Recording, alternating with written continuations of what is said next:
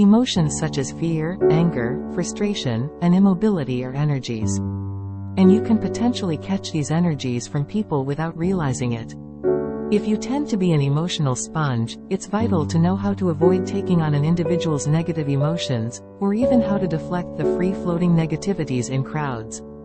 From an energetic standpoint, negative emotions can originate from several sources. What you're feeling may be your own, it may be someone else's, or it may be a combination.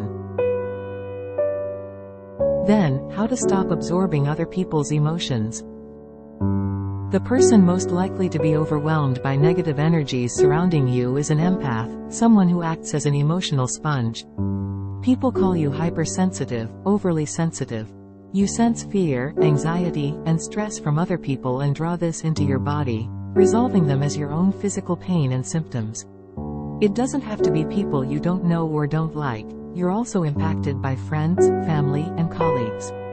You quickly feel exhausted, drained, and unhappy in the presence of crowds. Noise, smells, and excessive talking can set off your nerves. You need to be alone to recharge your energy. You're naturally giving, generous, spiritually inclined, and a good listener. First, ask yourself whether the feeling is your own or someone else's. It could be both. If the emotion such as fear or anger is yours, gently confront what's causing it on your own or with professional help. If not, try to pinpoint the obvious generator. For instance, if you've just watched a comedy, yet you came home from the movie theater feeling blue, you may have incorporated the depression of the people sitting beside you. In close proximity, energy fields overlap. The same is true with going to a mall or a packed concert. If crowded places upset or overwhelm you, it may well be because you're absorbing all the negative energy around you. Distance yourself from the suspected source, where possible. Move at least 20 feet away, see if you feel relief.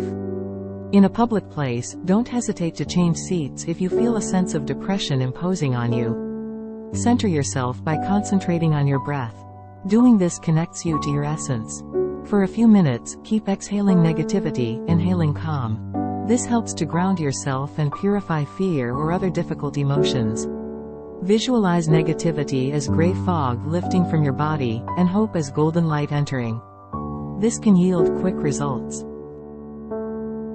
Negative emotions such as fear frequently lodge in your emotional center at the solar plexus. Place your palm on your solar plexus as you keep sending loving kindness to that area to flush stress out. For long-standing depression or anxiety, use this method daily to strengthen this center. It's comforting and it builds a sense of safety and optimism as it becomes a ritual. You don't need to be beholden to your ability to absorb others' emotions. Turn the curse into a gift by practicing strategies that can free you. Learn to recognize people who can bring you down. People who are particularly difficult for emotional empaths include criticizer, the victim, the narcissist, and the controller. When you know how to spot these behaviors, you can protect yourself against them, including removing yourself from their presence. Eat a high-protein meal before entering stressful situations such as being part of a crowd. Ensure that you don't have to rely on other people to get you out of difficult situations. Set time limits. Don't stand around listening to them talking for 2 hours when you can only cope with half an hour. Have your own private place in a home shared with others.